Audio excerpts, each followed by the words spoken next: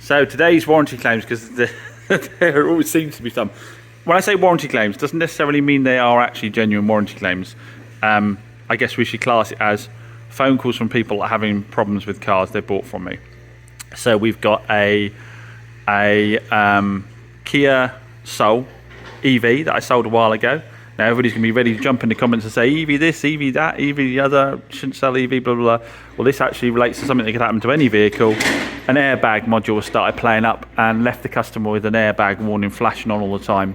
He's been down to Kia to have them have a look at it, and they say there could be up to a 3-month waiting list for that module for the car if they get it in brand new, and they don't actually want to drive it because obviously the light's flashing, which kind of makes sense. I've done a little bit of research, and the module's actually available used online for about 40 quid, and they're available now. Now obviously when you sell a used vehicle, this was just, what's it coming up to now? I think it was 8 years old. When you sell a used car, if you sell a used car of that age, you're within your rights to put used items on, and a used airbag module that's working wouldn't concern me at all. I don't really see the real benefit between the new one and the old one, I guess, other than internals can get damp and that kind of thing. But it's better if a customer wants to have a brand new one in. It's called betterment because the vehicle they're left with is used with used parts in it, so you're allowed to put used parts back in again. So I've suggested that we go that route. Technically it's not covered by anything anyway, because the car went through a check with Kia, and Kia said it was okay. If you remember, we got it down to Kia, it was okay. Then it had an MOT, and obviously during that time there was no airbag light on. Customers had it for about 2.5 months now, and they've only just reported it, so it obviously clearly wasn't a fault at point of sale, and we are only liable for faults that can be proved or a fault at point of sale. That one, it's quite clear. It's not like maybe it was a gearbox that was making a little bit of a noise and now it's got a problem, or maybe a clutch that went out, or what else. Things that you can obviously spot were probably at fault at point of sale. Someone might have reported a little bit of an issue with it early on and it's got worse and worse, or you can see the item's worn out. An electrical item like that can fail. It really can fail at any time, but it's obviously been fine for a couple of months, so theoretically it's not covered by any warranty or by the dealer having to do it anyway. But as always, I'm willing to help out. If I can get a used one, get my guys to fit it, he can have a loan car while it's being fitted. There's no inconvenience to him. So waiting to hear back what he does with that. Next one is the Renault Clio that I think I also sold 2 months ago as well. Let me just double check. Yeah, the Clio was 2 months ago. They've just rung to say they can't get out of drive because the rear wheel is locked on, and there are drums on the back of those. So he's done a bit of research and he hears that they delaminate and break up. If it's locked on, I would imagine that the shoe's broken off and is jamming the wheel inside. So that was 2 months ago. He's just rung me up to ask for help out on that.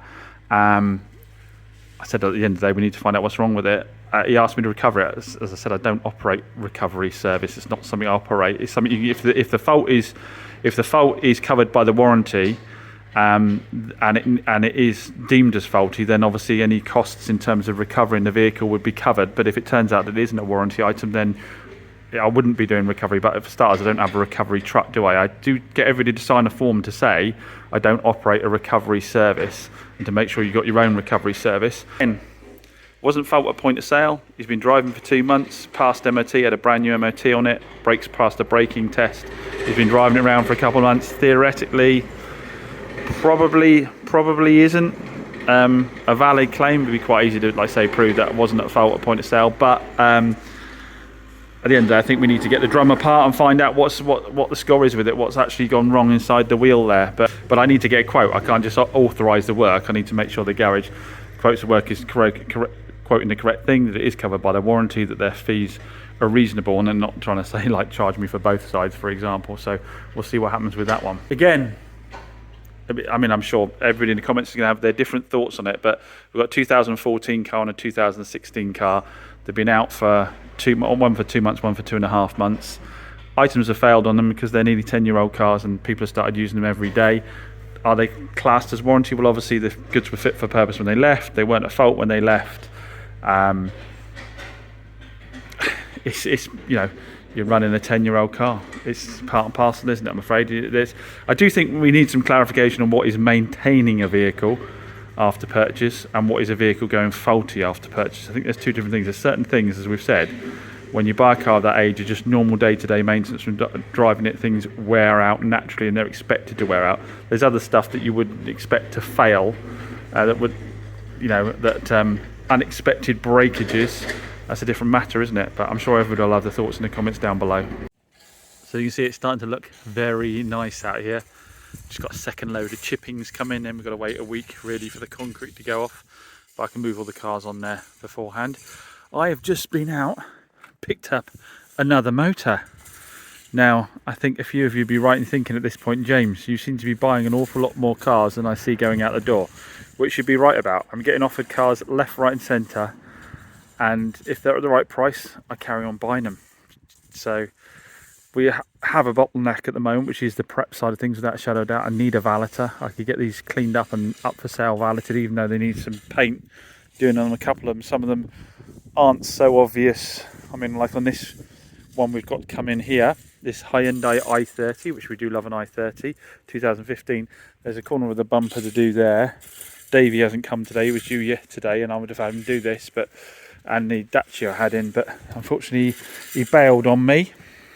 But yeah, there's a bit on the bumper to do there, probably a bit on the back bumper here possibly to do there, tidy that up. Other than that, it's alright. So it's a couple of bumper corners, a bit of a bumper lip. Alloy's looking good, Nick, because at the end of the day they're recessed in. They don't tend to get curbed too badly on these.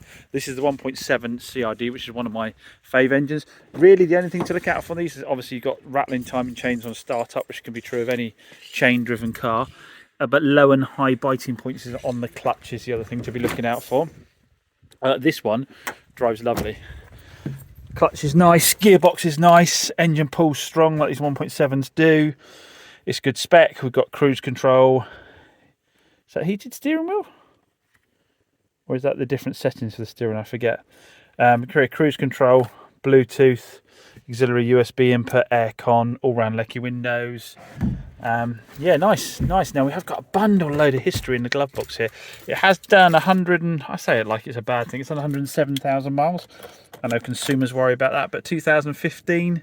That's not outrageous miles for that, isn't it? Coming on 10 years, done about just over 10,000 a year average. Probably explains why it's a nice driver as well. It's probably looked after if they're using it that regularly. Let's have a quick look at what the service history looks like. A good sign straight out of the gate is we've got a ceramic coating kit from Williams here, and it looks like it's applied by Hyundai. The reason I say that's a good start is I imagine this has got low ownership if it has still got that kicking around in it. Service record book. Let's have a little look, see what's in here. Looks like it's fleet owned at the beginning, possibly. 16, 17, 18, 19. Don't know what year that is, 24. So we're not full in the book, but have we got invoices for anything in between? Let me check, make sure I don't give someone's name away. No, that's all we've got, unfortunately. Haven't found any other paperwork in there, so that's all we've got history-wise on it. Again, one of the engines that probably doesn't concern me too much with that. I'd say let's dip the oil and see what the oil looks like, but it's a diesel. That would have been black 10 minutes after it was changed, wouldn't it? We'll have a quick look in the engine bay there. Coolant level's good. I've been driving it for about 20 minutes, so it's a pretty good test on it. Looks like the battery's not that old. Oil is at the right level. As I said, it will be black. It always is on these. Engine bay's dusty, but not oily. Belts don't look too old down the side there. They're not cracking or anything like that. It's a chain driven, of course. I said that earlier, didn't I? It all looks like it should under there.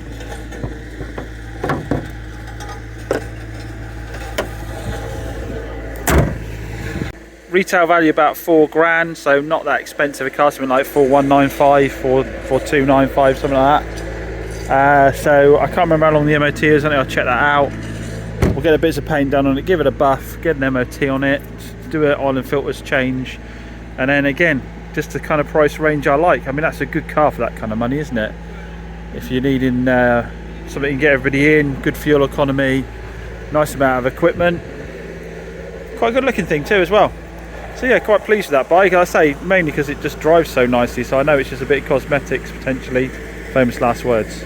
Pete and I are double teaming the Jeep a little bit. I'm going to give the engine bay a clean.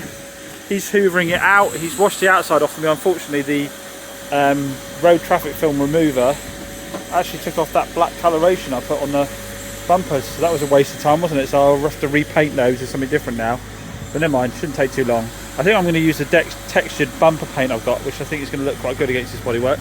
But yeah, I'll give this engine bay a clean off, Pete's giving it a hoover out, and then he's going to polish the body with some black wax, and we'll see how it looks. Right, I didn't get on camera, but lady just left it in the Hyundai i20. The Moors guys pulled out of the stops. That's the Hyundai i20 that clutch went on the lady when she bought it and drove just down to there on a Saturday, and unfortunately I'd already left. So I had to get it recovered on the Monday. Took it down to Moors. They promised they'd turn it around as quick as they could. I got it back this afternoon. Now, what is a bit worrying is the clutch was fine. The guy said the friction plate was okay, the fingers were okay on the what's the centre plate? I always forget what the centre plate's called. And the bearing itself was okay, but the plastic arm on the master cylinder had broken again, a second time. That's what happened the first time to Petey when Petey drove it. So we think that that's a symptom of something happening with the clutch, so our only option was to replace the clutch. So we have put the new clutch in it. The guys only charged me 160 quid to fit the clutch. I bought the clutch kit, wasn't too expensive, about 80 quid I think. So the lady's got a new clutch, she's got a new master. They are going to claim under warranty on the old master because it snapped, in case it is a fault relating to that. So I didn't get a charge for a second master cylinder, which is cool. I don't see what more we can do. Yeah, we're just swapping number plates on cars. Yeah, so I don't know what more we can do to that. Hopefully that's resolved it. Not great, obviously we've got a load more money out of the car, but again, when she came and picked it up, just super chilled about the whole situation. She used the old reliable Jazz, which, touch wood, you don't seem to be able to kill this thing. It did cost me a fortune to get it for his MOT, didn't it? When we had some welding done on it. But it's been a fantastic loan car. Keeps saving my hide every time someone's going to be inconvenienced. Because you're not obviously legally obliged to provide a loan car. I mean, in this circumstance, you'd absolutely want to, wouldn't you? Because the sale just happened. But yeah, but it's just been really useful. Any situation I've been able to say, look, no worries, take away the little Jazz, we'll crack on, we'll get it done. Look, she's kept it nice and clean inside. That's nice. Just needs a bit of wash on the outside. Yeah, so we'll have this, and we'll keep this hanging around, I think, as our little loan car. It does kind of crack me up a bit, I say, about not selling old cars because of unreliability and warranty issues. And my loan car's a 2005, so that's nearly 20 years old now. But we did put a lot of money into getting it right first.